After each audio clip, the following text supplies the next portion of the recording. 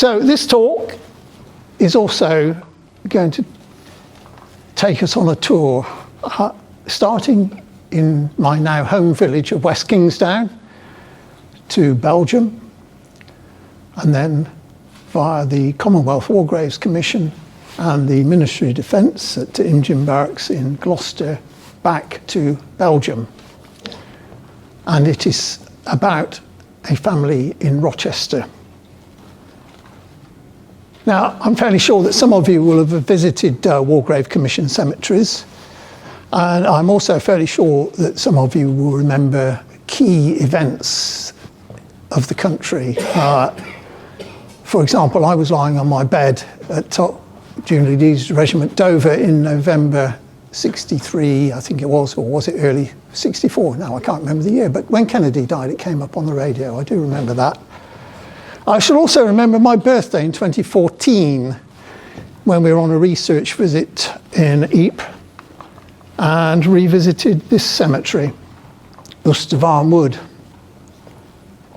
There are 1,238 burials here, of whom almost 800 are unknown. So quite a big place to walk around. And we just walked amongst the headstones. And quite by chance, we found the row that is now marked in red on the screen, where the first headstone was dated 18th of April 1915. And further along the row, I found this, dedicated to an unknown captain of the Royal West Kent Regiment.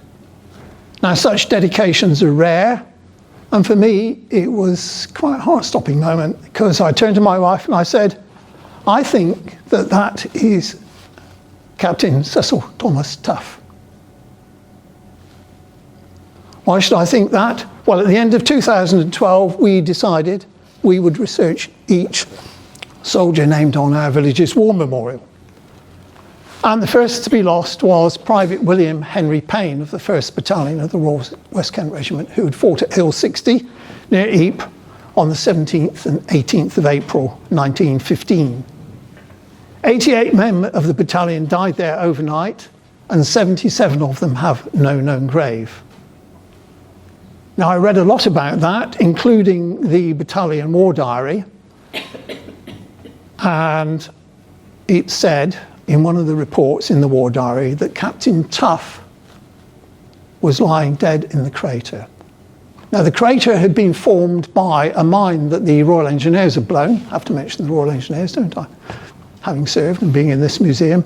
It was our first serious attempt at mining on the Western Front. I'll jump that one to save a bit of time. Sorry, no I won't. Just go back. So, Cecil Tuff was reported as lying dead in the crater. This is Tyne Cot. We saw a picture of that earlier. 12,000 burials, 8,300 headstones of unknowns. And again, almost all of them just say an unknown soldier of the Great War. Sorry, unknown? Yes, an unknown soldier of the Great War. Very rarely are rank, regiment, or other information there. So it was quite a chance to find that unknown captain of the Royal West Kent Regiment. And for the record, there are 935,000 identified burials on the Western Front and 212,000 unknowns. So what did I do next? Well, back home, I thought the best thing to do was try and sort out who the captains in the Royal West Kent Regiment were.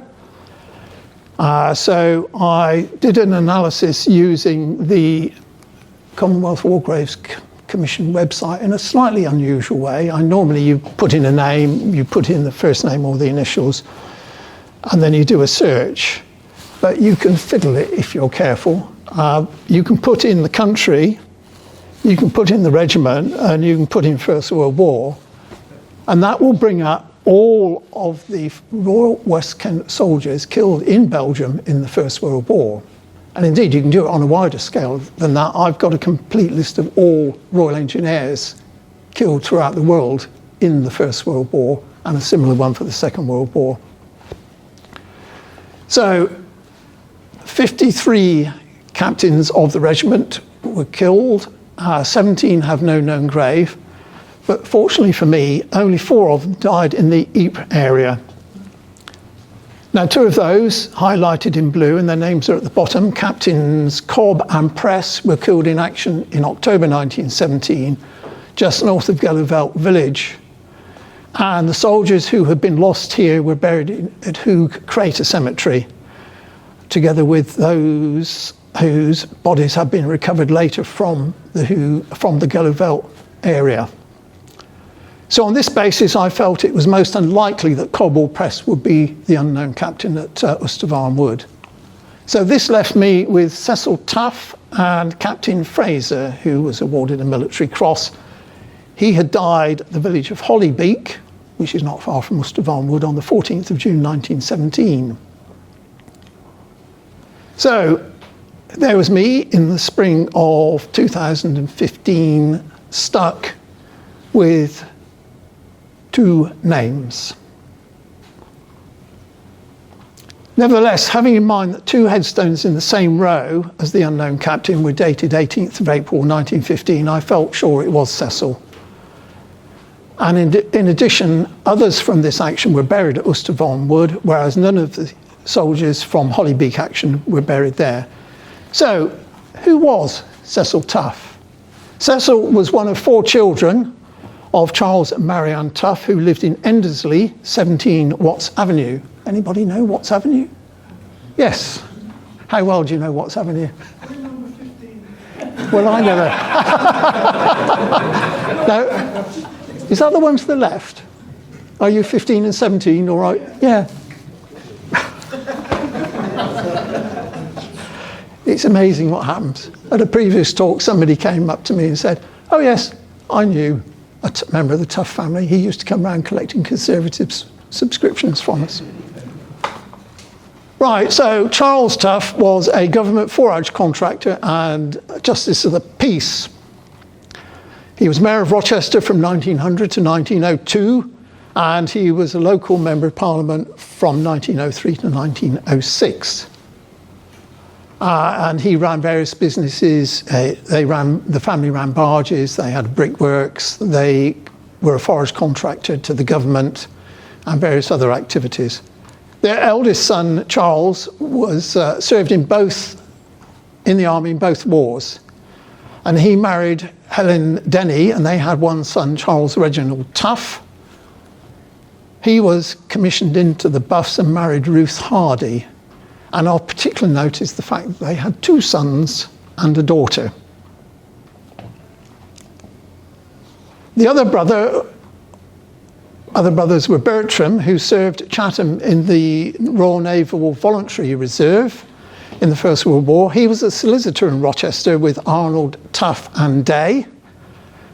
That is now part of Winch and Winch, and I think Winch and Winch have now been absorbed or joined with another firm of solicitors, but I can't recall their names and I didn't put it on the slide. Now, Arnold Tuff was joined by his brother Frank Noel, the youngest sibling. He was articled to his brother. Frank Noel Tuff was an outstanding sportsman. He played for the Kent County Second 11 and the Band of Brothers. He was commissioned into the Royal East Kent Yeomanry on the 1st of June 1915. He landed in Gallipoli on the 8th of October, and somewhat ironically, he was later injured in a cricket ball bomb incident. That's a cricket ball bomb. It's much larger than a cricket ball. It's very heavy and very nasty because it explodes into shards. The 2 people standing with him were in fact killed. Cricket ball bomb equals grenade in modern parlance. So Frank Noel was evacuated to Malta, where he died of his wounds on the 5th of November and is buried in the Pieta Military Cemetery, and he is named on the War Memorial at the KCC Club Ground in Canterbury.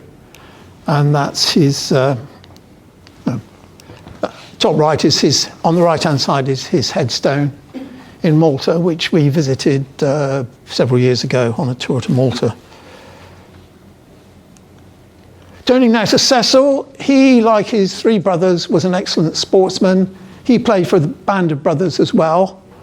And in addition to being a farmer at St Mary Hoo, he served for 5 years as an officer in the Reserve Battalion of the Royal West Kent Regiment. In 1914, he rejoined the regiment and in September was promoted to captain. In December 1914, the Royal West Kent Regiment were at Wolvergem near Ypres. By this time, they'd taken part in the Battle of Mons and marched south via Le Cateau to the Marne and then advanced to the Aisne, where they fought a hard battle against the Germans. And then, as part of the dash for the Channel, the British battalions were all moved up to Belgium, and the Royal West Kents were at Neuve-Chapelle. It was at Wolvergem near Ypres that Captain Tuff, with a draft of 35 men, joined them. Early in 1915, Private William Henry Payne from West Kingsdown had joined the battalion in Ypres, and they continued in the thick of the action. For example, on the 22nd of February at Zilly Beak, 18 men were killed in action and a further 19 were wounded. In mid-April, they were warned off for a major action against the Germans who held Hill 60. This was one of 3 adjacent mounds of material arising from the construction of the Ypres-Comines railway line. Anybody been to Hill 60? Yes. It's little larger than Trafalgar Square, and it had a commanding view over the city of Ypres, which is why it was quite so important. And at that time, it was somewhat higher than it is now, because the top got blown off in 1917 by the Australians. And of course, there's a lot more foliage there now than there was in 1915. And the hill is looked after by the Commonwealth War Graves Commission, still features a number of bunkers and war memorials. And the remains from men of both sides lie there together with unexploded munitions. It fell to the 1st Battalion of the Royal West Kents, together with the 2nd Battalion of the King's Own Scottish Borderers, to front the attack, with the 2nd Battalion of the Duke of Wellington's regiment in support. In February 1915, a mine had been blown here by British sappers with subsequent countermining by the Germans. And by early April, 3 groups of 2 mines with a grand total of 6,400 pounds of explosives had been completed. So this was probably the first serious go at mining, but nothing like the Lochnagar crater, which I think was something like 94,000 pounds of explosives. So this is, in terms of mining, not that grand, but it was the start. On the evening of the 16th of April, the Royal West Kents had marched away from the village of Vlamertinghe. And this is them at Vlamertinghe in a hut. And pointed out is Cecil Tuff on the right-hand side. That's about the best photograph I've ever found of him. They marched into Ypres and stopped at the asylum, which incidentally is still there, for tea and the issue of ammunition. They then marched on through the town, through Hellfire Corner, and as they came down into Zilly Beak, they stopped at the Tuileries, the tile works, where they got hand grenades and rations. From the village, they headed across the fields to Larchwood, where there is now a cemetery, which is at the entrance to the Hill 60 railway cutting. Now quoting from the War Diary, Hill 60, 17th of April. The day was fine and warm, and the battalion remained concealed in the various trenches, cleared for it all day. At 7 p.m, everybody was ready when the mines were exploded. There was much noise. The whole of the ground round shook as if there was an earthquake, and a few minutes afterwards, bricks, Germans, and all kinds of debris were hurtling through in all directions. Immediately after that, all of our guns commenced rapid fire. C Company charged forward. On arrival at the top of the hill, 50 or 60 Germans were still remaining in what was left of the trenches, but offered no organised resistance. I suppose hardly surprising. The position being captured by 720, a firing line was then taken on the crest of the hill and on the forward edge of the left-hand crater. B Company and D Company, under the command of Captain Tuff, moved forward into the firing line, which was under heavy and continuous enemy fire. A Company were ordered up at 5:15 a.m. to move into the front line with the King's Own Scottish Borders, bringing additional ammunition.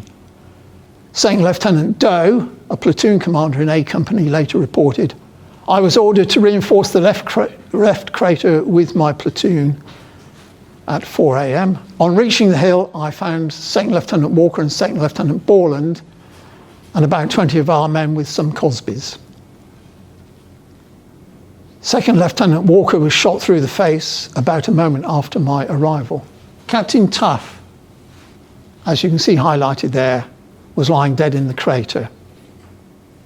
I sent for reinforcements immediately and was informed that the bulk of the Duke of Wellington's regiment were on the way. Unfortunately, many could not be got down at once, and the hill and communications trenches were littered with dead and dying, and the sights witnessed were most distressing. Regrettably, most of the dead had to be left where they are, and many of them, as I said, still lie under Hill 60. The battalion withdrew later on and eventually went back to Vlamertinghe, but were back in the line on the 22nd of April, having been visited that afternoon by Sir John French, who was at that time the Commander-in-Chief. Amongst the officers killed was Second Lieutenant Walker. In 1926, his body was amongst those exhumed from Hill 60 and buried at Ustervarn Wood. Now, there are 8 named Royal West Kent Regiment burials at Ustervarn Wood and 9 other identified as having served with the Royal West Kent Regiment. And one of them could incidentally be my Private Payne from West Kingsdown, who has no known grave and, as I mentioned, was in that action. So, as his body was not recovered, Captain Tuff was named on the Menning Gate together with Private Payne and many others. He's also on the War Memorial at St Mary's Church, which is now a private dwelling, and both brothers are mentioned on the War Memorial at St Margaret's Church, Ifield. The Germans were desperate to regain Hill 60. On the 5th of May, they used gas and overwhelmed the Duke of Wellington's. The 1st Royal West Kents and the Cosby were rushed up to the hill, but the summit was lost. No Royal West Kent captain was killed then, and this was to be the last of the severe fighting the battalion faced for many months. So, by the summer of 1914, I was quite sure it was Cecil Tuff was the unknown captain, but I lacked that final piece of evidence. But that September, the War Graves Commission made a lot more information available on the website. But of course, that information was only linked to names. So I checked the first name in that row of headstones, and there was no connection. I then went to Private Mitchell, named in green there, so he was just along from the unknown captain. Searched for him in the War Graves Commission website, and this led me to a burial return. Mitchell's name is boxed in green at the bottom, and the unknown captain in red above. He had been identified by badge of rank and clothing and was exhumed. And there in blue is the map reference.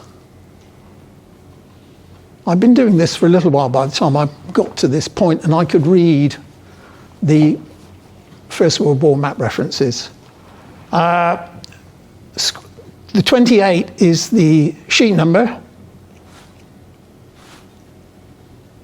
and this is a trench map of sheet 28, and I've highlighted and pointed out square 29, and C is A, B, C, and D. bottom left-hand square, and that's a 500-yard square subdivided into tenths, 9.5 units east and 2.5 units north, indicated by the blue arrow, which is Hill 60. Therefore, it can only have been Cecil Tuff who had been exhumed from Hill 60. To be absolutely sure, on a foggy, freezing cold day in February 2015, my wife and I checked every headstone, 1,119 at Worcester Wood, to make sure there were no other unknown captains of the Royal West Kent Regiment. I did stumble across 2 unknown captains of the Royal Welsh Regiment, and I've yet to do anything about that.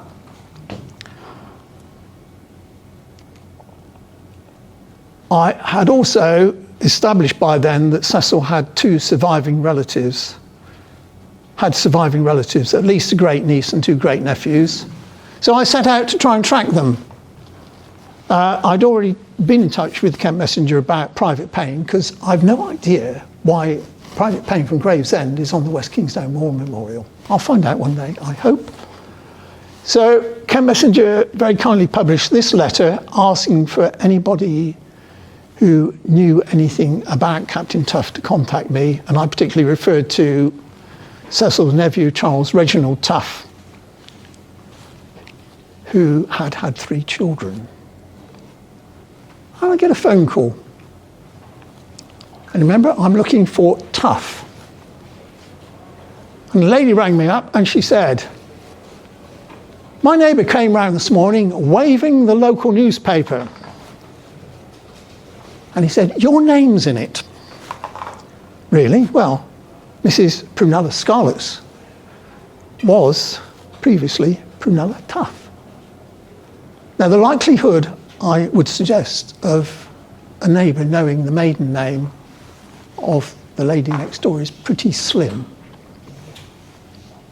So that was quite fortuitous. So early in 2015, we met Prunella, told her about her great-uncle Cecil and her other uncle Frank Noel.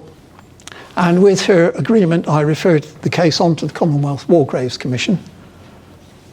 It took a little while to get through their systems, unfortunately. There was a changeover going on between who was responsible for doing what between them and the Ministry of Defence and themselves. But they did agree with my findings and referred the matter on to the Ministry of Defence Joint Casualty and Compassionate Centre, better known as the MOD War Detectives, based at Injun Barracks in Gloucester. And they do absolutely sterling work. I can see a head nodding. Because they research all of the bodies that are recovered from the west, well, from wherever, mainly from the Western Front, and try and find family if they can. And incidentally, they won't exhume any bodies already buried in war grave cemeteries, because if they did one, the cry for more would be enormous, an impossible task, in fact. So, a bit later we move on a bit. So in January 2019, as I said, there was a bit of a delay. The War Graves Commission and the Ministry of Defence agreed everything. Cecil's great niece and his great nephew, who also lives in this country, the other great nephew lives in America, were invited to come along to Worcester Wood Cemetery on the 14th of May 2019. And they are the lady in grey and the gentleman in the dark suit standing in front of the new headstone, which has got the Union flag on it. Also present were members of the successor regiment to the Duke of, to the Queen's Own Royal West Kent, so Princess of Wales Royal Regiment, a bugler just behind me, and a padre from the regiment, together with the Mayor of Fweverland, who's standing next to the 2 officers. And there was quite a substantial company assembled there. And the new headstone was dedicated in Cecil's name. I later took them on his last route from Vlamertinghe through Ypres to Hill 60. Now, this research would never have been started or even completed but for a number of unrelated chance discoveries. First of all, the decision to investigate private Payne and then remembering the link between Payne and Cecil Tuff. The decision to revisit Oosterwarmwood, and finally, the neighbour who knew Prunella's maiden name. Thank you, ladies and gentlemen.